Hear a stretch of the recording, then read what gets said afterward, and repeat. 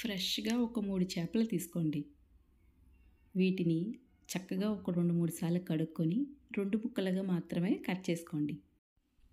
Half teaspoon పసుపు, 1 teaspoon salt, 1 teaspoon chilli powder, half teaspoon jeera powder, half teaspoon coriander powder, half teaspoon garam masala. వీటన్నిటిని ముక్కలకి బాగా పట్టించాలి. ఈ విధంగా మనం ఒక 2-3 నిమిషాల పాటు చేస్తే ముక్కలకి మసాలా పట్టి చాలా టేస్టీగా ఉంటాయి. ఇప్పుడు వీటిని ఫ్రిడ్జ్లో ఒక 2 గంటల పాటు ఉంచుకోవాలి. చేపలు వేయించడానికి కళాయిలో సరిపడే ఆయిల్ వేసుకొని అది వేడెక్కిన తర్వాత చేపల్ని ఒక్కొక్కటిగా వేసుకోవాలి. నేను ఇక్కడ స్టీల్ కళాయి వాడడం వల్ల వేడెక్కిన తర్వాతే వేస్తున్నానండి.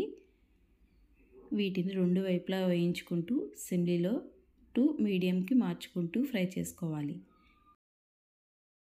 సన్నగా తరిగిన ఉల్లిపాయలు అలాగే కొత్తిమీర ఉంచుకొని ఇందులో వేడివేడిగా వేయించుకున్న చేపలు పెట్టి వాటి మీద కొంచెం కొంచెంగా కొత్తిమీర అలాగే ఉల్లిపాయ నంచుకొని తింటే సూపర్గా ఉంటుందండి.